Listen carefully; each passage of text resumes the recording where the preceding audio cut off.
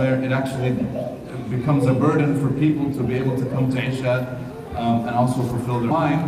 What time do people prefer? So right now, Isha is at 7:30. There is an option to keep Isha even in the winter time at 7:30. So even though technically we would enter like almost around 6 o'clock or 6:15, we can keep it still at 7:30. And remember, the sunnah when it comes to Isha is to actually delay. You don't actually have to pray right when the time enters.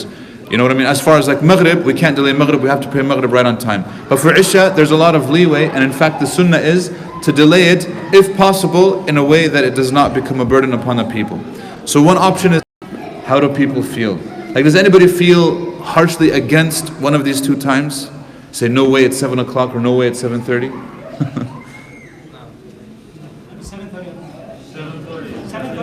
7:30 is better? Okay. Is anybody for 8 o'clock? Huh? 7? 7? 8 o'clock. Okay. 8 o'clock, Bardo? Okay. Is there a reason 8 o'clock? Just because it pushes it back, or? What time they're going to be doing the class? Yeah, so here's the thing. If it's at 7:30, right, we can do the classes either before or after. But if it's 8 o'clock, obviously we'd have to do the classes, I think, before. So we could probably start the class at 7 and then finish by 8 and then we pray. Does that make sense? Instead of doing the classes after 8 o'clock. Because if we start the class at 8, it means we're going until 9. This might be a little late for some people. Let's do it 7:30. Yes.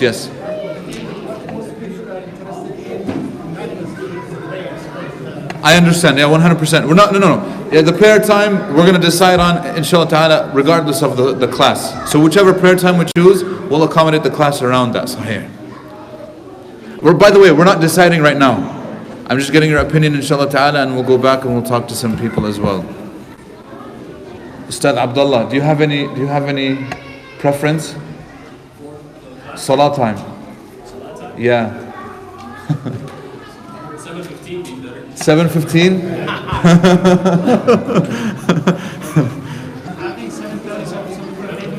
Like against 7:30 at all. بالمرة يعني there's no.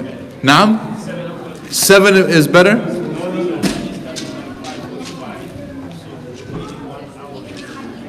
No, I understand. Wallah, I'm with you. No, I mean, for me, obviously, like the sooner, the better, for me personally. So I'm with you, I would prefer 7. But if 7:30 accommodates more people, يعني خيرا inshallah ta'ala, it's better. That way we can accommodate more people. يعني, does that make sense? Because يعني, me personally, if we can pray 6:30, that would even be better. For me, يعني, it's, I know that becomes too difficult يعني, for a lot of people.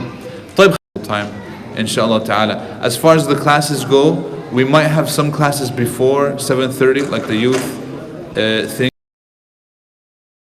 Some of them we'll do afterwards, inshallah ta'ala, but we won't stay too long afterwards. Because I believe aslan after minutes, people aren't paying attention anymore, aslan. You know what I mean? There's no way for you to actually pay attention for an entire 15 minutes. So even today, inshallah ta'ala, we'll be stopping at 8:30 sharp, inshallah, okay? With that said, we're doing Usul al-Tafseer. If you remember last time from our class that we had on Usul al-Tafseer, we talked about the 5 different types of tafsir, and we call this at-tafsir bil-ma'thur, which means at-tafsir bil-marwi wa laysa bil-ra'i. This is tafsir using what has been narrated, right, by other people, and not necessarily expressing our own yani ra'i necessarily yet. We haven't talked about at-tafsir bil-ra'i yet, okay?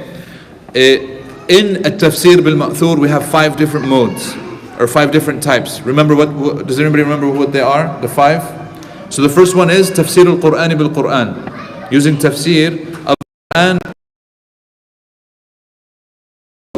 And we mentioned examples of this, and there's a lot of examples. And usually the rule is where some things that are glossed over very quickly in the Quran in some places, explained in more detail in other places. And sometimes something is confusing, and then right after this there's a verse that actually clarifies everything up. We mentioned the example of Umar al-Khattab anhu, where he says وَفَاكِهَةً وَأَبَّا, and he doesn't know what abba is, right? And then one of the Sahaba tells him, read the next verse and it tells you what it is. He says مَتَاعًا لَكُمْ وَلِأَنْعَامِكُم. So الفاكهة لكم والأب هي لأنعامكم, right?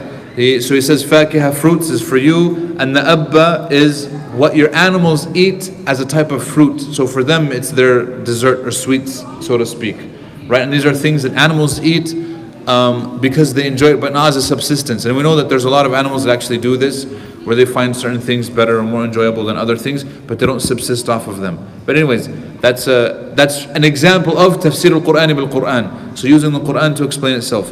What's number 2? Using the direct hadith from the Prophet ﷺ, meaning it actually is attributed directly to a statement of the Prophet ﷺ.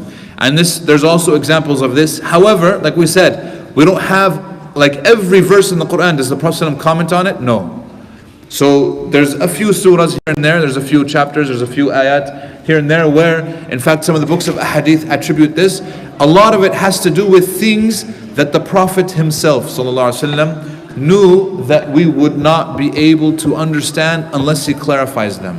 Right? And the example that we gave is وَلِلَّذِينَ أَحْسَنُوا الْحُسْنَى وَزِيَادَةً. For the ones who do good is al-husna, which is Jannah, وَزِيَادَةً, an extra. So what's extra? There's no way for us to know what's extra. But what did the Prophet ﷺ say in the hadith? What's the extra? What did he mean by it? Meaning, what did Allah mean by it in the Quran? وَزِيَادَةً. No, Jannah is al-husna. It says you get Jannah, al-husna, وَزِيَادَةً, and something more, something extra. Aywa, good job. Seeing Allah subhanahu wa ta'ala, seeing Allah's face, Azza wa Jal, in Jannah is, He has ziyada, it is the extra. Because obviously for us, we've never been to Jannah, we don't know what it's like. So there's no way for us to come to a description of Jannah unless Allah Himself describes it or unless the Prophet ﷺ describes it for us. And so clarifying what a ziyada is, this can only come from a hadith, from the Prophet ﷺ. Number 3, said Tafseer as-Sahabi, the explanation that comes from, that's attributed to a companion. Again, the companion most of the time, is he going to make it up from himself? No, he's going to explain what he actually learned, either from another companion or directly from the Prophet ﷺ, except that when it comes to the narration, it's attributed to the companion and not directly to the Prophet. So we have a lot of tafsir of Abdullah ibn Abbas, Abdullah ibn Mas'ud, Ali ibn Abi Talib, etc. And of course, these become clear. Number 4 is tafsir bit-tabi'een, so the successors. And of course, this is profuse. There's a lot of successors. Each one of these successors studied with a specific sahabi, with a specific companion, and they narrate to us. So for example, we have Mujahid. He is one of the students of Abdullah ibn Abbas. Mujahid himself is on record saying, I sat down with Abdullah ibn Abbas to review the Quran 3 separate times, cover to cover. Look at what he's saying. Mujahid is saying, I sat down with Abdullah ibn Abbas and I reviewed the Quran with him 3 times, separate times, not 3 like right after another, 3 separate times. Each time I would stop him and I would ask him about the meaning of a verse and I would write it down. And in fact, we do have a lot of narrations, and I think there's one modern day researcher who came up with a tafsir of, just as an example, the riwayat of Mujahid from Abdullah ibn Abbas, right? These 3. So obviously, and Mujahid or Mujahid himself. So sometimes Mujahid, he doesn't say that I got this from Abdullah ibn Abbas. Obviously, we know that he's one of his major students. Now, did Mujahid only learn from Ibn Abbas? No, he learned from other people as well. But obviously, we have that access. This is just one example. There's many of the tabi'een, and inshallah ta'ala, we'll have a list of famous names when it comes to the tafsir. There's at least 15 from the major tabi'een, which is the second generation of Muslims, and their opinions on the verses. Okay? Why am I mentioning the tabi'een? And at least there's 15 major, and there's many others that are not as major to them, because do they all agree? The tabi'een, do they all agree when it comes to certain verses? The reality is they don't. If you have 15 people in a room, are they all going to agree on anything? No. So what about when it comes to the book of Allah subhanahu wa ta'ala? Obviously they're going to differ. On top of this, we have even differences in the qira'at itself, right? In the narrations, aslan, in the recitations of the Quran. So if we differ in the qira'at itself, you'll find that the variations, even among the mufassireen, varies along the qira'at. This is why later mufassireen like al-Tabari and others would take into consideration the qira'at and the different qira'at, the ways of reciting certain verses, if these verses are recited differently. By the way, where the qira'at differ in actual, like maybe letters here or there, is so minute that you can't even count it, right? Just so that you know. But there are some variations here and there in the Quran that the mufassirin actually take into consideration, and this also is a source of differences between the mufassirin. Very good. Everybody's familiar with the qira'at when we say qira'at, right? the different modes of recitation for the Quran. So some people say وَالضُّحَى and some people say وَالضُّحِي, right? This is as an example. But some of these examples are a little bit more severe than just this, not just pronunciation. Some, and like I say, it's such, and in some it says فَتَثَبَّتُوا. Now in the Rasm of Uthman, it just has the little, you know what I mean, what's it called? The consonantal Rasm, but there's no dot on it. So I can write tabayyanu and I can write tathabbatu. It looks the same in the Mus'haf of Uthman, radiallahu anhu. Is there a difference in meaning, however?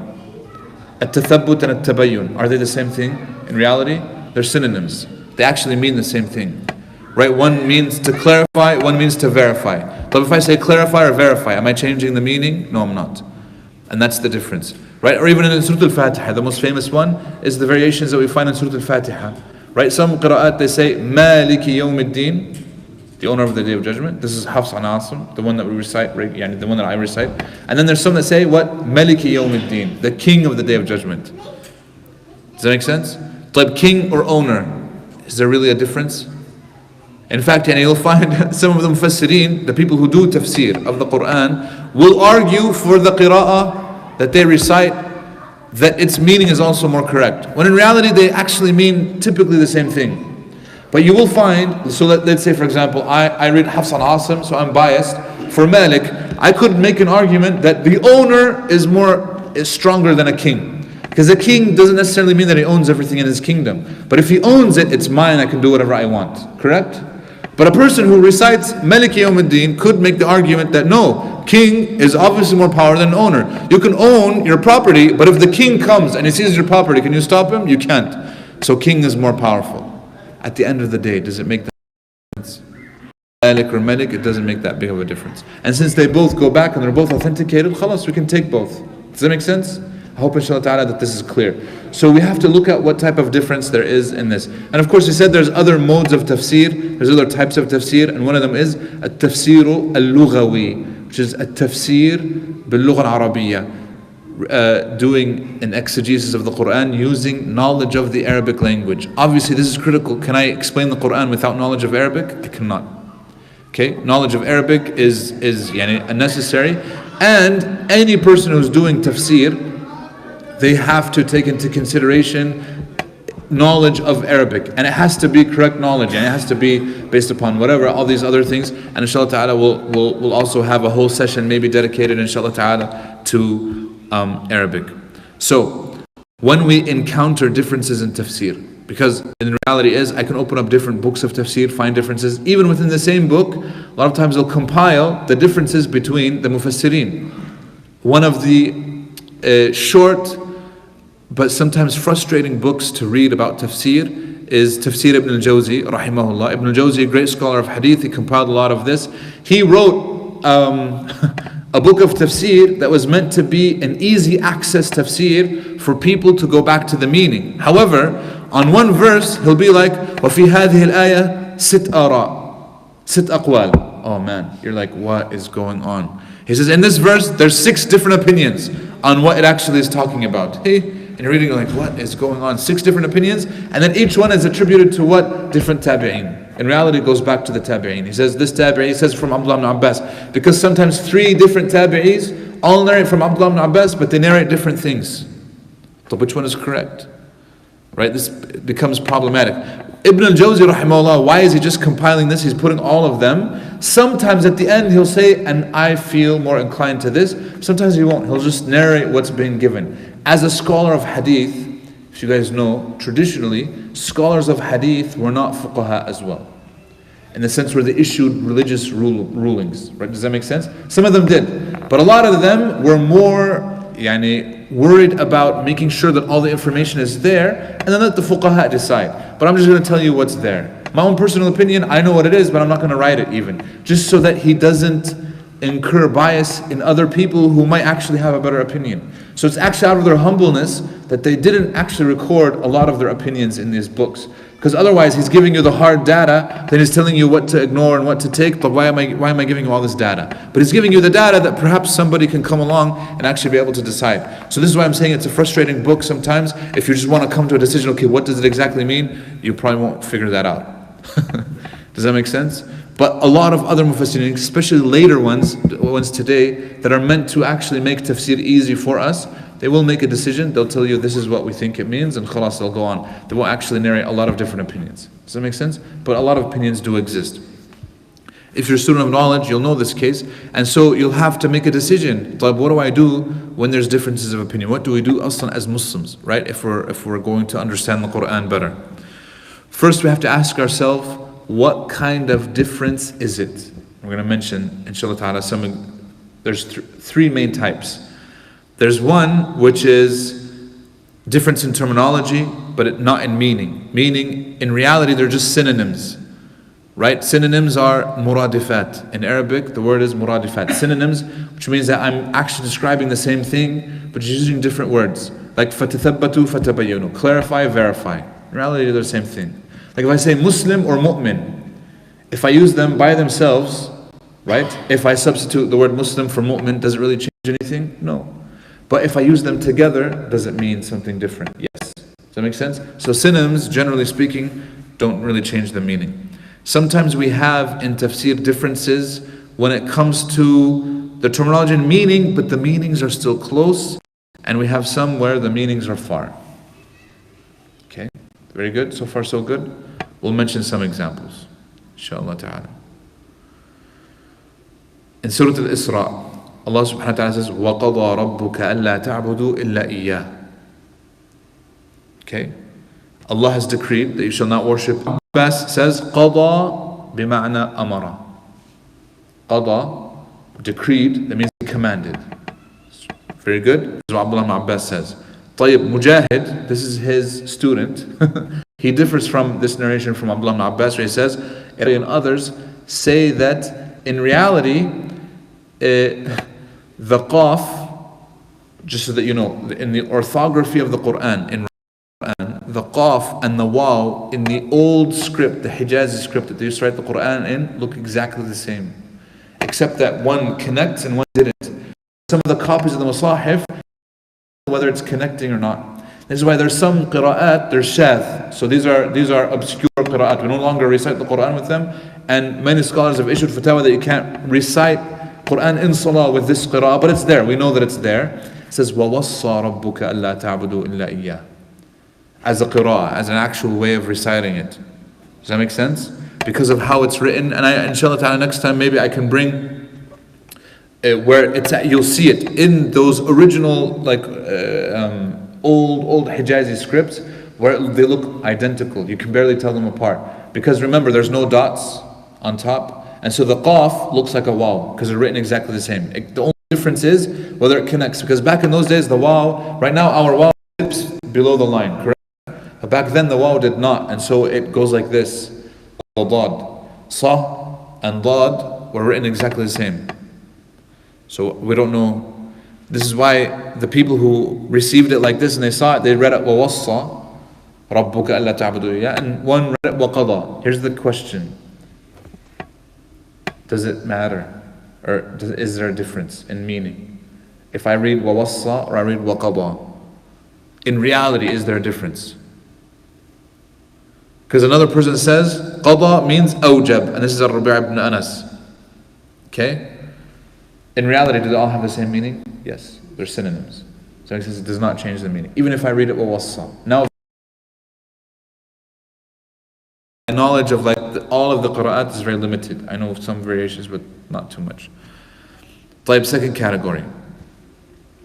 There's this, and this is from a story in the Quran. وَاتْلُ عَلَيْهِمْ نَبَأَ الَّذِي آتَيْنَاهُ مِنْهَا فَأَتْبَعَهُ الشَّيْطَانُ فَكَانَ مِنَ الْغَاوِينَ وَلَوْ شِئْنَا لَرَفَعْنَاهُ بِهَا وَلَكِنَّهُ أَخْلَدَ الْأَرْضِ وَاتَّبَعَ هَوَاهُ فَمَثَلُهُ كَمَثَلِ الْكَلْبِ إِنْ تَحْمِلْ عَلَيْهِ يَلْهَثْ أَوْ تَتْرُكْهُ يَلْهَثْ ذَلِكَ مَثَلُ الْقَوْمِ الَّذِينَ كَذَّبُوا بِآيَاتِنَا فَقُصُصِ الْقَصَصَ لَعَلَّهُمْ يَتَفَكَّرُونَ.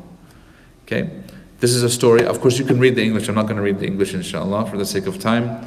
But it's a story of a man who Allah gave him ayatina. He says, I gave him my signs.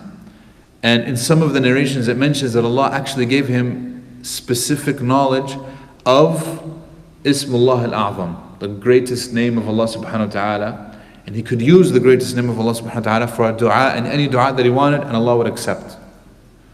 his dua.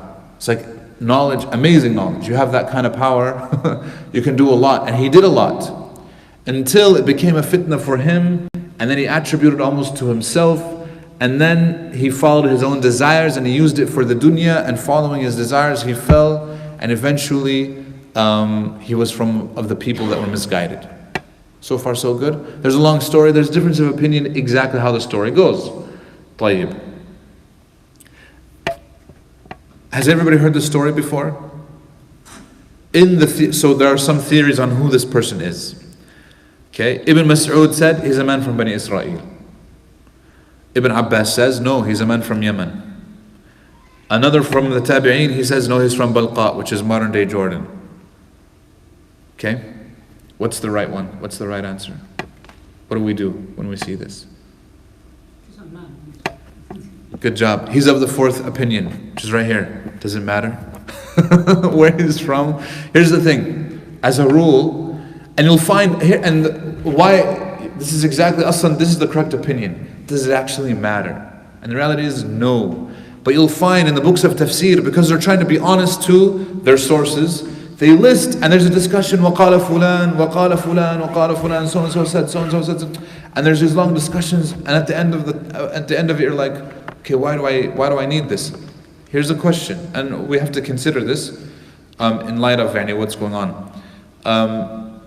If it was important, would Allah have told us about it?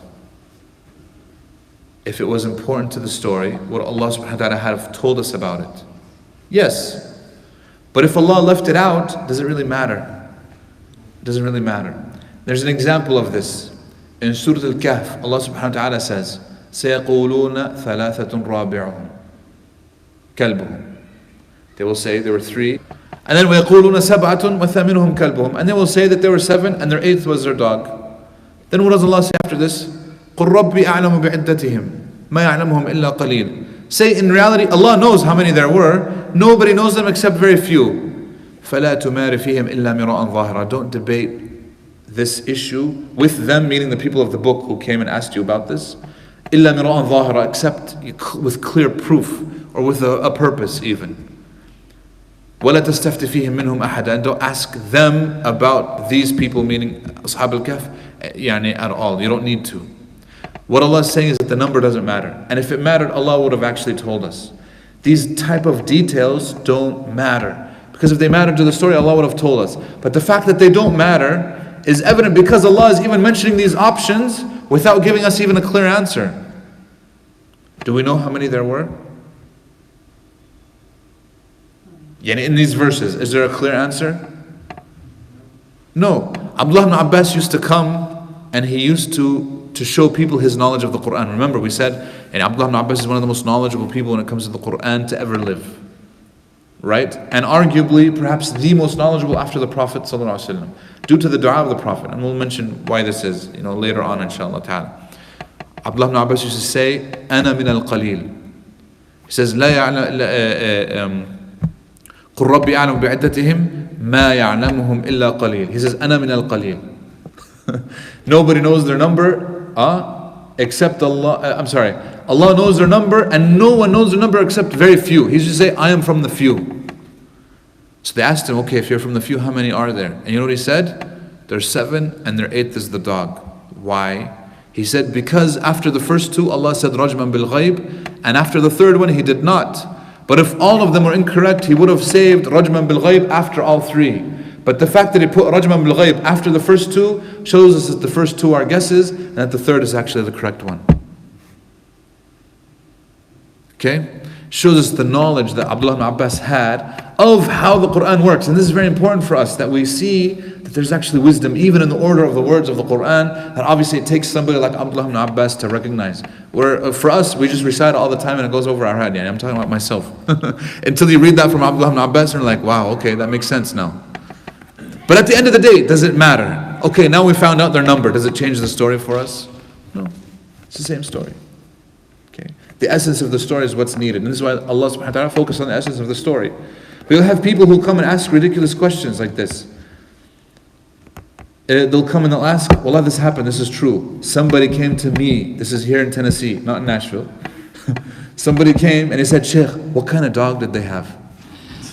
Like what breed of dog? I'm like, are you serious right now? Yeah, wallah, yani, obviously it's a guarding dog because yani, وَكَلْبُهُمْ بَاسُطٌ ذِرَعِهِ بِالْوَصِيدِ. He's sitting there, you know what I mean? His arms are out, he's, ready to pounce. This is a terrifying dog. It's not going to be a chihuahua, for sure. You know what I mean? It's going to be a terrifying dog. So obviously, but to answer this question, yani, if there was wisdom in knowing what kind of dog it was, would Allah have told us? Yes. But there's no need whatsoever. Does that make sense? But if Allah did mention something, then obviously we have to take it for that. Here's another possibility on the same example that we were still on, right? The man. Could it have been all of them? Meaning, are all of them correct?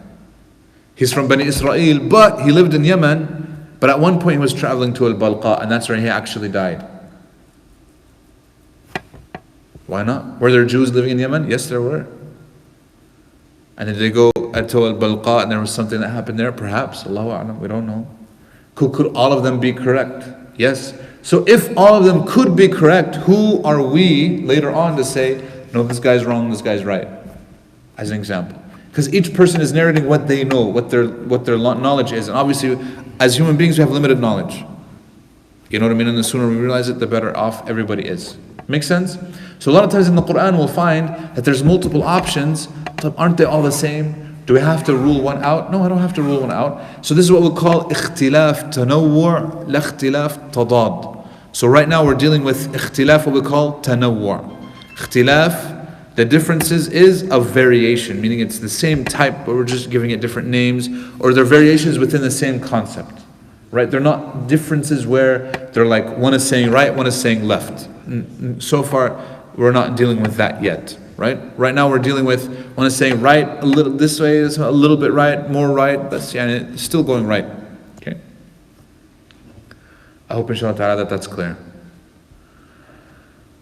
Another example of where the difference doesn't harm is where Allah subhanahu wa ta'ala says, وَكَأْسًا دِهَاقًا.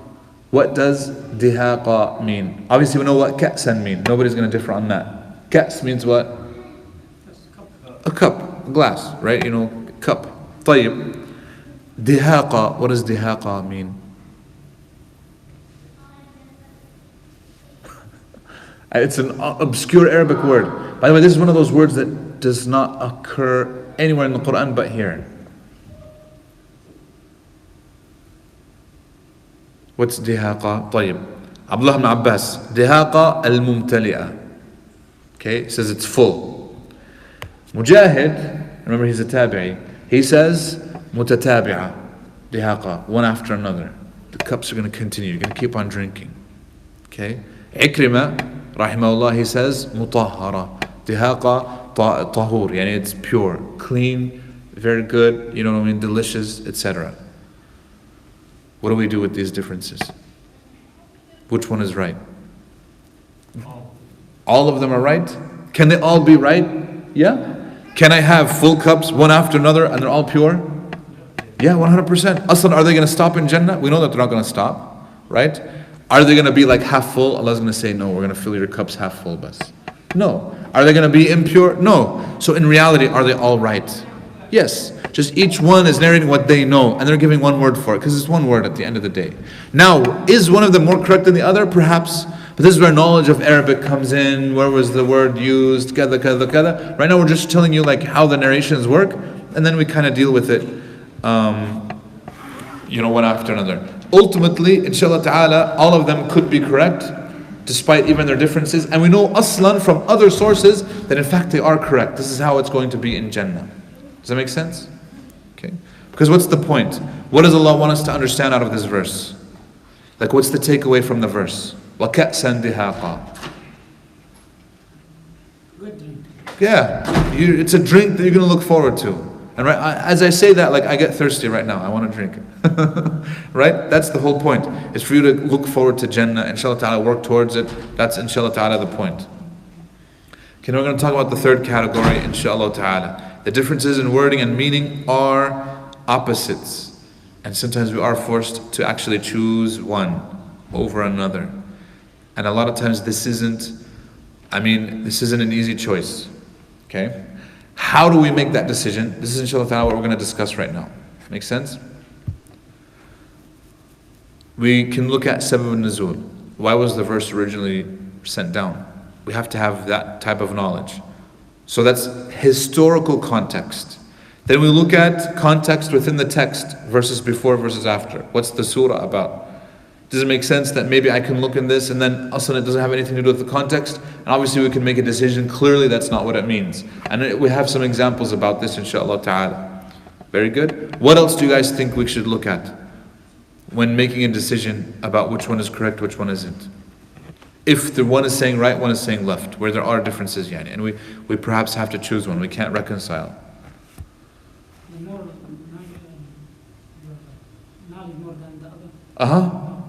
So we look at who's narrating it. Obviously, if I say Abdullah ibn Abbas, okay, that's very trustworthy. If I see a name that I don't recognize, I'm like, I don't know who that is. You understand what I'm saying? So yes, knowledge of the person who's narrating it, 100%. We can look at a majority. What did the majority say? Why is the majority important for us as Muslims? Well, somewhat. Here's the thing, in Tafseer, a lot of times we won't find necessarily an ijma' on a certain issue, hence the difference, but at least I can go with, okay, we have a jama'ah, we have a group that actually chose one over another. Maybe it might be safer in the group. By the way, just because there's a majority doesn't mean that it's actually the correct one. Sometimes the minority is correct, so we have to be aware of this as well. But we do take this into al-husban, and we take it into consideration. We look at language, okay, and knowledge of language. We look at the strength of narration. Sometimes a person might say, yeah, Abdullah ibn Abbas said this, but then when you actually look at the chain, it's a weak chain that goes back to Abdullah ibn Abbas, so we actually can't take it. Even though it's attributed to him, if it's a weaker chain, khalas, we can't actually use it, okay? And then if possible, we can look at the reasoning behind it. So, in the example that we mentioned in Surah Al-Kahf, Abdullah ibn Abbas, he says, Ana min al-qaleel. He said, I'm from the few, and I know that their number is 7, and that their dog was number 8. Did he give reason? Yes. And so when I look at his reason, clearly I say, you know what, actually it makes sense, you're correct. But if he doesn't give a reason, then I can't use this one. But when they give a reason, obviously this strengthens their opinion even more. Very good. Everybody with us so far, inshallah ta'ala. So here's where we're going to use all those steps that we mentioned, and we're going to use to decide. Everybody with me? Allah subhanahu wa ta'ala says in the Quran, إِنَّمَا حَرَّمَ عَلَيْكُمُ الْمَيْتَةَ وَالدَّمَ وَلَحْمَ الْخِنْزِيرِ وَمَا أُهِلَّ بِهِ لِغَيْرِ اللَّهِ فَمَنِ اضْطُرَّ غَيْرَ بَاغٍ وَلَا عَادٍ فَلَا إِثْمَ عَلَيْهِ إِنَّ اللَّهَ غَفُورٌ رَحِيمٌ. He has only forbidden to you dead animals, blood, the flesh of swine, and that which has been dedicated to other than Allah. But whoever is forced by necessity, غَيْرَ بَاغٍ وَلَا عَادٍ. So here the question is, what does غَيْرَ بَاغٍ وَلَا عَادٍ mean? This is where the difference is on tafsir. Because obviously the categories, nobody disagrees. Nobody says, oh, lahm al-khanzir technically is this. No, nobody's saying that. Right? We're not interpreting like this. By the way, one time one person, just as a side note, when Allah says lahm al-khanzir, does he only mean the meat, or does he mean the whole swine, the whole pig? The whole pig.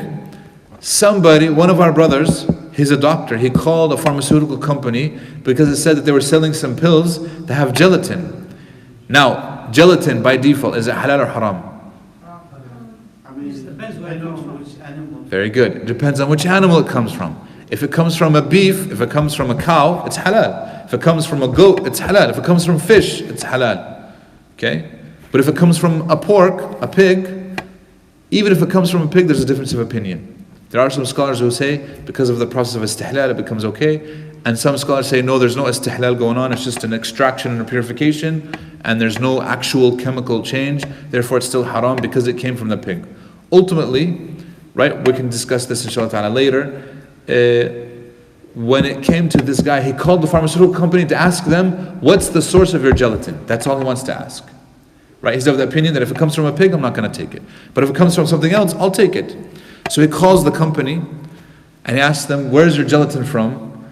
The lady on the line was trained to tell him an answer that I found amazing. And he came and says, Wallahi Shaykh, this is exactly what she said. So the lady said, oh, you're Muslim? He's like, yes. So she said, so in your book, in the Quran, look at what she says. God says, the flesh of swine, meaning lahm khinzir. And since we get gelatin from the bones, it's actually okay for you guys. Why are you making a big deal? And so he came back to me and he's like, Sheikh, is this true? Like, because it says lahm khinzir, it doesn't say the bones, or the jild, or anything else, or the shahm. So if I eat like pig fat, then it's okay, because that's not the lahm. A'udhu billah. Like the fat is so much worse. Why would you even get close? You understand what I'm saying? So lahm here just means eating it. It doesn't mean the whole thing. The whole thing is still haram. This is a use of language. Does that make sense? Because the pork is still haram. But he didn't know how to answer her. He didn't have that type of knowledge to tell her like, no, that's not what it means. But I think there's a lot of people calling her, so. Yeah, and they're using this. Well, plus they don't want to lose sales. Ultimately, they want people to buy it. So she's trying to convince them that even though, yes, we do get it from pork, don't worry, we extract gelatin from, and this is true, the bones and the skin and the cartilage, and these types of things, not the meat, that they extract the gelatin from. And that's why it's, oh man. I watched a documentary about how they make gelatin, and after this I was like, I'm not eating it. From pork, especially. Even from beef, it's a disgusting process, but they purified it at the end. But when you watch it, you know how they tell you don't watch how the sausage is made, so that way you continue eating sausage? I watched how gelatin was made, and I stopped eating gelatin for a while. So, but anyways, going back to where we were. What we want to do is, Naam, Yes, is credit card allowed? No, credit card, Sheikh. Oh, we'll have a different discussion on credit card. That's a whole different day. Not today. Today we're talking about tafsir. Inshallah ta'ala, later we'll talk about credit card, inshallah ta'ala. Is that okay? Just because we want to stay on topic, but if we start talking, we'll open up that door, we'll be here until like 9, and I know a lot of people have to go and stuff, so inshallah ta'ala. But we'll have a day, I'll try to dedicate a day where we can do like Q&A and stuff like this. And maybe like send in questions beforehand, and this is way we can prepare good answers, inshallah ta'ala. It said, they approve it, and some they said no. Sahih, yeah. That's why it needs a discussion. We can't do it now. Yeah. We have to have a good discussion, inshallah ta'ala, about it. But it's a good question. It's important. I'm not discounting it. I'm just saying we have to finish this, inshallah ta'ala, and then we can go to other topics. غَيْرَ بَاغٍ وَلَا عَادٍ. Everybody with me so far? So here the translation is making a clear decision. So this also comes in the topic of translating the Quran, which inshallah ta'ala next week we will be discussing the translation of the Quran. How do we translate it? What's necessary for translating, etc. What does غَيْرَ بَاغٍ وَلَا عَادٍ mean? Here he says, neither desiring it or transgressing. فَلَا إِثْمَ عَلَيْهِ. بَاغٍ وَلَا عَادٍ. Is there a word for desire though? What's al-baghi? That's transgressing. What about عَادٍ? Going back? Where's the word desire then? There's almost like a mistranslation here. Does that make sense? It's a desiring it, but it doesn't actually use the word desire. Abdullah ibn Abbas, he said, neither desiring the meat, okay, إنه يبغيها من البغي يعني إنه he wants it, okay, or transferring beyond or transgressing it. That should say transgressing beyond what's needed. Another narration said غير باغ ولا عاد في حالته, which means that he wasn't transgressing in what caused him to be in a state of need. So like if a person is traveling, usually this would be the case. A person is traveling, runs out of food, and there's nothing available except one of these categories, like mayta, dead animal, and he's starving, right? Can he eat the mayta? Yes, right? It's a dead animal, can he eat it? Yes, you can. Okay, if you're starving, you're going to die without it. But here, the second opinion, not Abdullah ibn Abbas, but it's another person, it's attributed to him. He said, if a person is in haram travel, like he's traveling for haram reason, even if he's starving and he wants to eat that animal, it's not allowed for him to do so because his travel is haram. أو عاد أي على الأمير أو على السلطان. So they said, عاد, he's transgressing against the government, the state, like the whatever ruler there is, if he's transgressing against him, it's also not permissible to take advantage of the exceptions. Meaning it's still haram for him. Does that make sense? Which opinion is correct? The first or the second? Abdullah ibn Abbas or the one that has no name?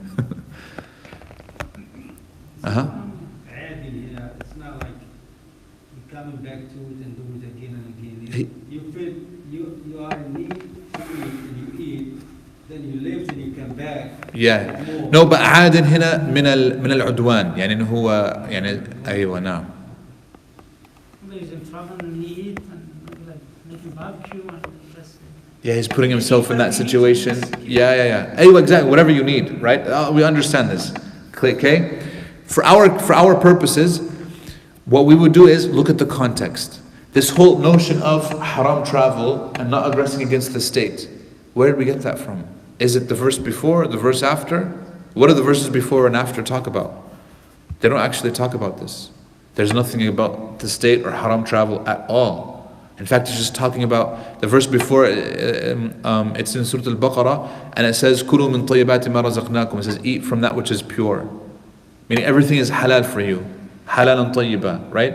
And then after this, Allah is mentioning now what's haram. So it actually has to do more with eating than it actually has to do with travel or anything like this. So we look at the context, based upon the context, based upon the language. There's nothing about travel. There's nothing about anything like this. So clearly, the second opinion is actually very weak.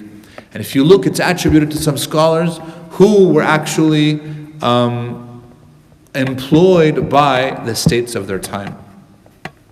This is why they had to include baghin ala al-hakim. Does that make sense? And for him, it's not allowed to do this. So for us, Abdullah ibn Abbas is actually very clear, and it's the correct interpretation, inshallah ta'ala, because they're opposites. One has nothing to do with the other. Okay?